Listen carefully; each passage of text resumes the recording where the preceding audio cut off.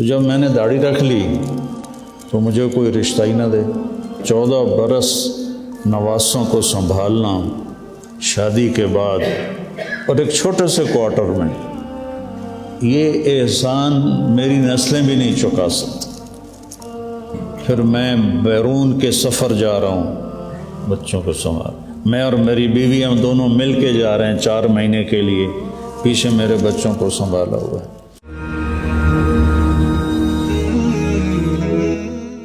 مبشر مدثر کی جو والدہ ہیں کہتے ہیں جو لوگوں کا شکر ادا نہیں کرتا وہ اللہ کا بھی شکر ادا نہیں کر سکتا۔ من لم یشکر الناس لم یشکر اللہ۔ اگر تم لوگوں کا احسان نہیں مانتے اور ان کا شکر ادا نہیں کرتے ہو تو تم اللہ کے شکر گزار بھی کبھی نہیں بن سکتے۔ اللہ کی بندی کو جنت الفردوس عطا فرمائے۔ انہوں نے میری شادی کی، میرا ماحول دیہاتی ذمہ دارا، اور میں جب 4 مہینے لگا کے گھر گیا تو چھوٹے بچے بھاگ کے مجھے ملنے آئے تو مجھے دیکھ کے سارے واپس دوڑ گئے کہ بھوت آ گیا، میری داڑھی پہ بھوت آ گیا۔ یہ ماحول تھا ہمارا۔ تو جب میں نے داڑھی رکھ لی تو مجھے کوئی رشتہ ہی نہ دے، اپنے کہ تو مولوی بن گیا اسی طرح ہی رشتہ دے۔ تو مبشر کی امی نے اپنی بیٹی مجھے دی، اور میری زندگی اس وقت کانٹوں کی سیج تھی، میں کانٹوں پہ چل رہا تھا۔ انہوں نے اپنی بیٹی کانٹوں پہ چلا دی میرے ساتھ۔ اس قدر میری مشقت اور مجاہدے کی زندگی تھی کہ اب میں سوچتا بھی ہوں تو حیران ہوتا ہوں کہ اللہ نے کیسے گزروا دی۔ ان کی ساری فیملی نے ان کی مخالفت کی، اس اللہ کی بندی اکیلی نے سٹینڈ لیا اور مجھے اپنی بیٹی دی۔ اب میں رائے گنج میں زندگی وقف کر چکا تھا، میں جاؤں تو اسے کہاں چھوڑوں؟ گاؤں لے جاتا ہوں تو ماحول کوئی نہیں، زبان ایک نہیں ہے، کلچر ایک نہیں ہے، ساری چیزوں کے باوجود تنہائی اور تہذیب کا فرق وہ جان لیوا ہوتا ہے، اور یہاں اس کو الگ رکھوں تو پھر اس کی کفالت کون کرے؟ میں تو رائے گنج میں ہوں، 2 مہینے کے بعد بھی چھٹی مانگتے تھے تو ڈانٹ پڑتی تھی کہ اتنی جلدی جانا چاہتے ہو۔ شادی کے بعد 2 ہفتے گزار کے میں رائے گنج گیا تو عبدالوہاب صاحب نے میری کلاس لی کہ تو 2 ہفتے لا کے آ گیا، اتنی دیر کر دی تھی۔ تو ایسا ماحول، تو انہوں نے اپنی بیٹی کو اپنے گھر رکھا، میرے بچوں کو سنبھالا۔ 14 برس جب تک وہ بڑے نہیں ہوئے میں الگ نہیں ہو سکتا تھا۔ جب وہ بڑے ہوئے تو پھر میں نے الگ اپنی ترتیب بنائی۔ 14 برس نواسوں کو سنبھالنا شادی کے بعد، اور ایک چھوٹے سے کوارٹر میں، کوئی محل نہیں تھا، کوئی مالدار نہیں تھے، سفید پوش تھے بالکل۔ یہ احسان میری نسلیں بھی نہیں چکا سکتی کہ اللہ تعالیٰ ان کو عالی شان درجات نصیب فرمائے۔ پھر میں بیرون کے سفر جا رہا ہوں بچوں کو سنبھال، میں اور میری بیوی ہم دونوں مل کے جا رہے ہیں 4 مہینے کے لیے، پیچھے میرے بچوں کو سنبھالا ہوا ہے۔ 2 دفعہ میرا سفر 4 مہینے کا ہوا، پھر حج کے سفر ہر سال، پیچھے بچے اکیلے، ان کو مدثر سنبھالتا تھا، مبشر سنبھالتا تھا، اور ان کی بہنیں، ان کی والدہ، یہ پورا خاندان، انہوں نے میرے اوپر اتنا بوجھ ڈالا ہے کہ میں مرتے دم تک اس بوجھ کو اتار نہیں سکتا ہوں، اس کا میں حق نہیں ادا کر سکتا ہوں۔ اللہ ان کو کروڑ کروڑ جنت نصیب فرمائے۔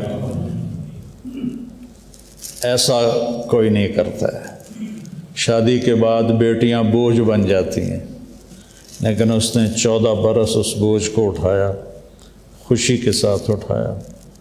ان کے والد اللہ ان کے درجے بلند فرمائے، وہ اللہ کے ولی تھے، ان کو دنیا سے رغبت، دونوں میاں بیوی کو دنیا سے رغبت ہی کوئی نہیں تھی،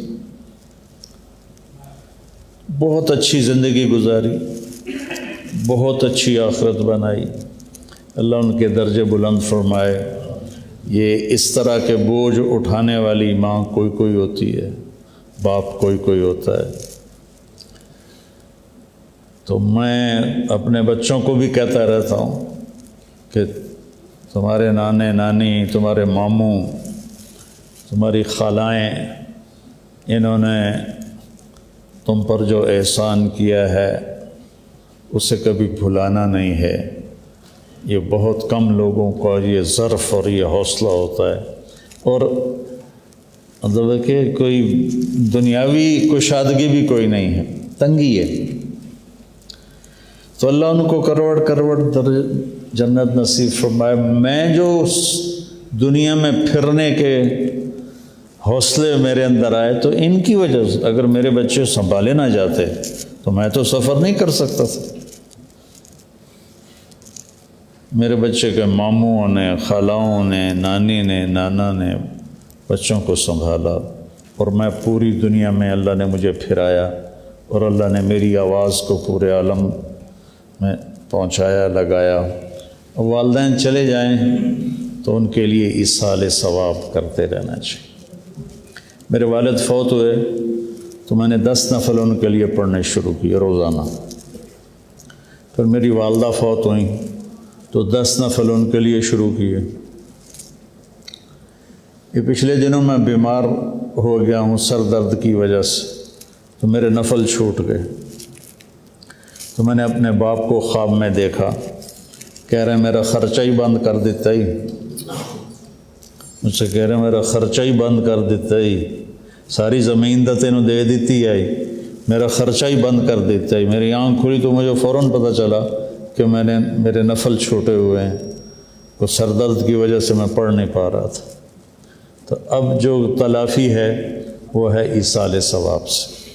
ان کے لیے آپ نفل پڑھیں، صدقہ دیں، دعا کریں، بہن بھائی آپس میں محبت سے رہیں، اس سے والدین کی روح کو ٹھنڈک پہنچتی ہے۔ اللہ تعالیٰ ان کے درجے بلند فرمائے۔ اللہم لک الحمد کما انت اہلہ، فصلی علی محمد کما انت اہلہ، وفعل بنا ما انت اہلہ، انک اہل التقوی و اہل المغفرہ۔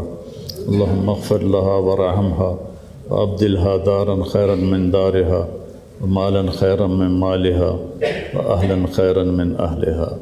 یا اللہ تو مبشر اور مدثر کو دنیا آخرت کی عالی شان درجات نصیب فرما، ان کی قبر کو روشن فرما، دونوں میاں بیوی کو اعلیٰ علیین میں جگہ نصیب فرما، جنت الفردوس ان کا مقام بنا۔